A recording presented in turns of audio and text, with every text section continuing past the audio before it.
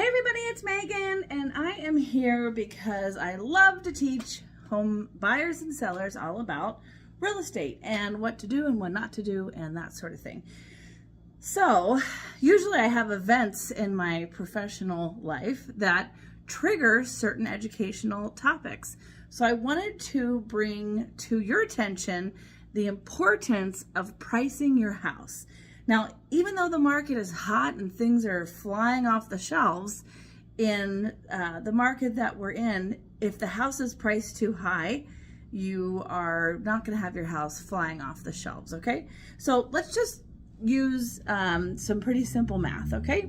So let's use the analogy of Goldilocks and the three bears, right? So Goldilocks went to the bear's house. They weren't home.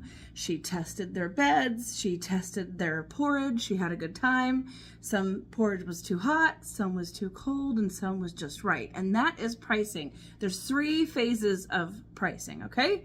The first one, we're going to use a price of $500,000 to demonstrate what strategies that people use sometimes, okay? So let's say that the house is worth $500,000, okay?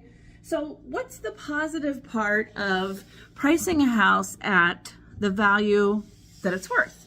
Well, you're going to get qualified offers, people that can qualify for the price you're selling the house for. You are probably going to better meet your financial goals. You're probably going to have more than one offer. If you price it right, what it's worth, maybe 1 to 5%, less than what you think it's worth, it makes it super attractive, then you're probably going to get more than one offer. And you're probably going to be able to negotiate some terms that are really important to you, like quick removal of contingencies, or maybe some time to move after escrow closes, that sort of thing, selling it as is. If you have more than one offer, you have the negotiating cards in your hand that you can sort of dictate the sale of the house, okay? So if you price the house, if the house is really worth $500,000, but you price it at $450,000, that is about 10% under market. That's probably too low under market. What you're gonna get is you're gonna get probably a lot of offers, but from hopeful home buyers that think that they can get it for under market, okay? So you're gonna get a lot of not very qualified offers as far as meeting your own financial goals, okay?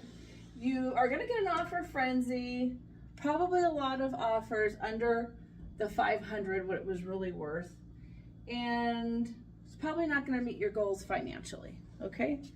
Now, the third option is pricing too high. So let's say the house is worth $500,000 and you list it for $550,000. Now you've sort of reached the next pinnacle of homes for sale, right? You've entered a different category, okay? So people are going to be comparing your house to other people's houses that are for sale in a higher price range, and they might not be that comparable. They might be not in as desirable location. They might not have the same amenities or upgrades that the houses in the higher price range do have. And so people are going to say, wow, that house is really overpriced. It doesn't have a pool. It doesn't have a remodeled kitchen, and it's the same price as the houses that do, okay? So you're going to sit on the market for a longer period of time.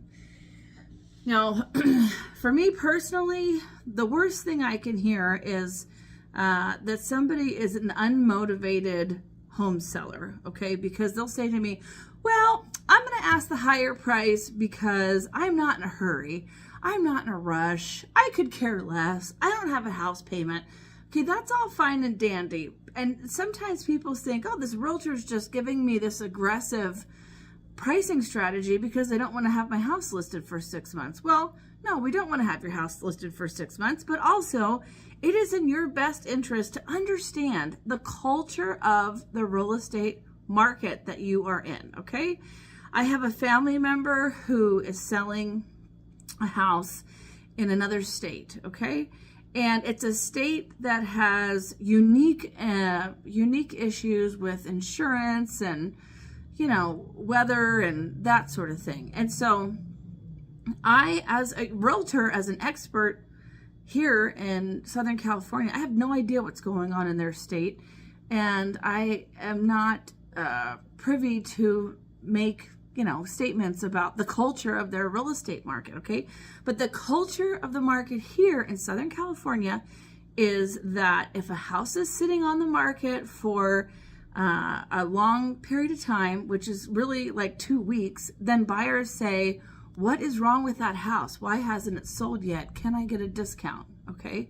And so what you're probably going to have if you're, plus another thing is too, I forgot to add, is that even if your house is overpriced and you're like, well, people can always just make an offer.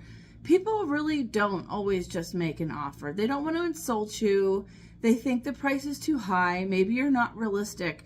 So they're not going to write an offer on your house. You're probably going to get some savvy, you know, person looking for a really good deal and waiting for your house to be on the market for a while and offer an even lower price because they think that you are in a situation because it hasn't sold yet, okay?